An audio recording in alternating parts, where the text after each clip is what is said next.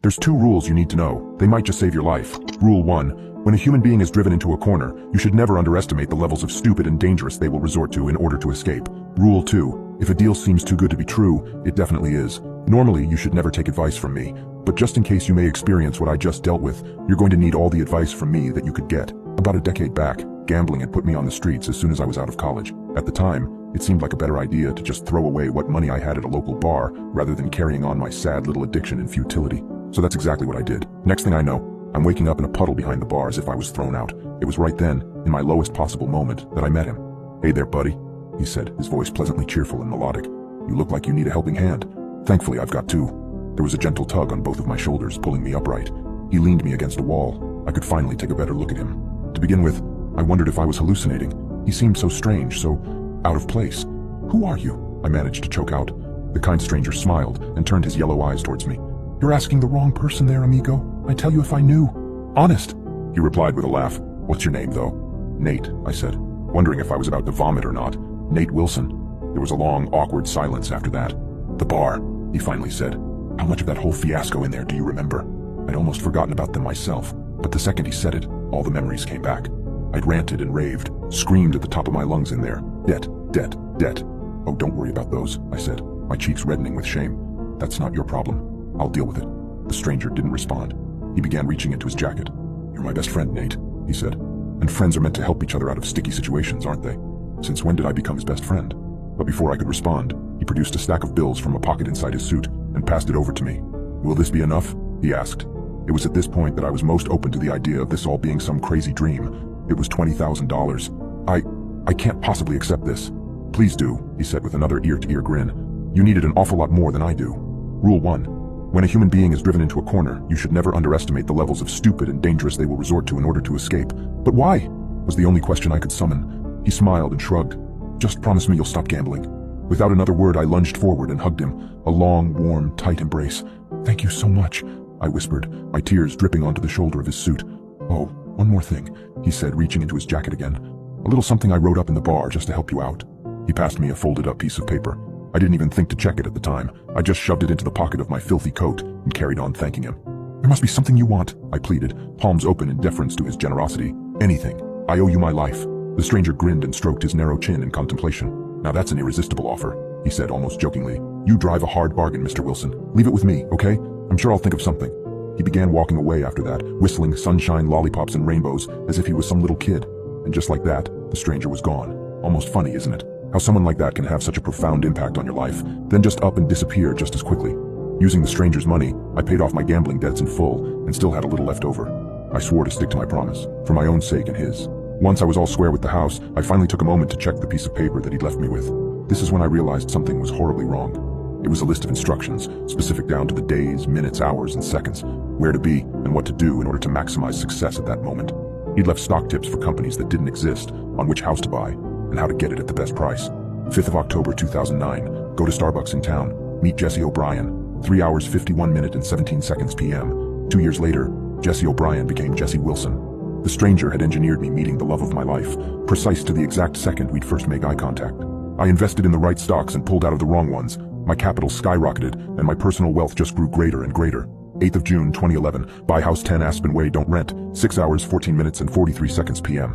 And so I did. Jesse and I moved into that big, gorgeous house once our honeymoon was over. We were wealthy, healthy, and deeply in love. But something was missing. Something the stranger had accounted for too. 17th of August 2012, conceived child with Jesse, 8 hours 31 minutes and 19 seconds p.m. Our little girl is called April. The stranger picked it, not me. She's 4 now, and I love her with all my heart. The stranger, a man who I'd known for less than an hour, had steered the entire course of my life in the best possible direction, out of nothing more than the kindness of his heart. He'd saved me. He'd saved all of us. That's why, as I was walking down the street this morning, my arms full of grocery bags when I heard someone singing sunshine, lollipops, and rainbows behind me, I recognized the voice instantly. Without a moment's hesitation, I turned to face him. It looked like that strange man hadn't aged a day in an entire decade. "Jesus Christ," I said, my face cracking into a smile impossible to hide. "It's actually you." "Hi, my friend," he giggled. "The reason I'm here is because I finally figured out what I wanted from you." "Beg your pardon?" 10 years ago you said you owed me something," he replied. "I couldn't decide at the time, but I think I know now." "Oh, of course," I said, my heart filled with a sudden trepidation. "So, what is it you want?" The stranger gave that same ear-to-ear grin that he was wearing back behind the dive bar in 2007. "I want your name, Nate." I almost laughed to begin with, but I soon realized he wasn't joking. He was deadly serious. "My name? Yes, Nate, I've always loved your name. It's so wonderful," he said, wringing his hands with glee. "I think it'll fit me just right." This man had given me my entire life and saved me from my debt. If he wanted to go around calling himself Nate Wilson too, what right did I have to stop him? "Sure thing, buddy," I said with a smile. The stranger, or rather Nate Wilson, extended another spidery hand towards me. "Let's shake on it," he said, his voice elated. And I did, not knowing this would be my biggest mistake. When I arrived home, however, something was off. I saw April playing around with her toy lawnmower in the front yard. I smiled and called to her, but she didn't respond. She was too wrapped up in her little fantasy. I made my way inside with the groceries. Jessie was in the kitchen, cutting up carrots. Sunshine, lollipops, and rainbows blasted out of the radio. Today just kept getting weirder and weirder. "Hey, babe," I called to her, putting the groceries on the kitchen table. "You'll never guess who I ran into this morning." Jessie didn't respond. She just carried on chopping and hummed to the tune. "Babe, everything okay?" I asked. Still no response. At this point, I was beginning to get a little worried. I walked over to Jessie and placed a tentative hand on her shoulder. It just went straight through her goddamn body like she was a hologram, or I was. Again, no response from Jessie. What the hell had happened? "Honey, I'm home," I heard a familiar voice call from the hallway outside. Jessie suddenly perked up, turning her head towards the noise. "Hi, sweetie," she said. The stranger walked into the kitchen, a smile stretched across his waxen face. "I met an old friend in town. We had a little catch-up." As he said that last part, he threw me a sickening wink with one of his yellow eyes. "Huh," Jessie said. "Anyone I know?" She leaned forward and gave the stranger a kiss, the kind of kiss she always gave me. "Nah," the stranger said with a chuckle. "I don't think you've ever met him." I felt like my mind was going to implode. Nothing going on was making any kind of goddamn sense.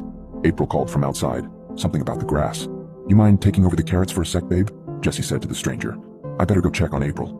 "No problem, honey," he said, taking the knife from her hand and giving her another kiss. Jessie left the room, leaving just me and the stranger, all alone. I quietly fumed, and he chopped carrots. "What the hell is going on?" I finally asked him, when I'd gained the modicum of composure required to do so. "What have you done, you crazy weirdo?" He carried on chopping the carrots. His eyes never left the chopping board. "My name is Nate, stranger," he said. "I'd really appreciate it if you called me by it." In my state of fury, I tried to grab him by the shoulder and turn him to face me. I could actually touch him, but he wouldn't budge. It was like trying to move a mountain. "That's my name, this is my house, and that's my wife," I said to him, rage and confusion rendering my voice a crackly mess. "I want you out of here and out of my life," the stranger chuckled. "See, that's where you're wrong, Slick. All that changed hands," he said. "This is Nate Wilson's house. Jessie is Nate Wilson's wife, and this is Nate Wilson's life. And by the terms of our recent deal, I'm Nate Wilson. And you, good buddy? You're nobody." "I won't accept that," I yelled, slamming my hand down onto the kitchen countertop. Without another word, Nate Wilson rammed the knife through my hand. There was no pain, no blood. It just phased through, as though I no longer even existed. "Word to the wise, stranger. Reality marches on regardless of whether you accept it," he said, as I pulled my hand away from the knife. "You never owned this life, stranger. You just rented it from me, piece by piece." He stuck the knife into the chopping board and turned around to me. The gravity of it all was finally closing in. I fell onto the ground and began to cry. "Don't blame yourself, buddy," he said. "I was waiting for centuries before I found someone who I could interact with. But what do I do now?" "What I did, stranger," Nate Wilson said, eating another piece of carrot with undue relish. "Ask around, find someone you can talk to. Might be this afternoon, who knows. Sure, it could be a week, month, year, decade, century, but I'm an eternal optimist." "A century?" I said, trying to ebb the stream of tears flowing out of me. "I can't wait that long." "You'd be surprised, pal. Patience is something you'll learn, being nameless. When you finally do manage to wrangle yourself a name, you'll appreciate it a little more this time. You'll make something of yourself. Rule 2. If a deal seems too good to be true, it definitely is. As the man who had just stolen my entire existence carried on hacking up vegetables, I left the room, out of the house entirely. I stole one last look at Jessie and April, playing on the lawn, totally carefree. All smiles. They'd never even know that I was gone. Perhaps it was better that way, no heartache. I whispered a goodbye that they'd never hear, and set off into the city. I was walking alone, in search of something, hell, anything, to call myself. But if you know all this now, that means one good thing. You can read what I'm writing. If you can read my words, perhaps you can hear them. And if you can hear them, perhaps you can reply. If so, I hope to hear from you soon. We have a lot to talk about, you and I, a lot to discuss. I'll help you out of any bind you need, and I'll barely ask for anything in return. Barely anything at all.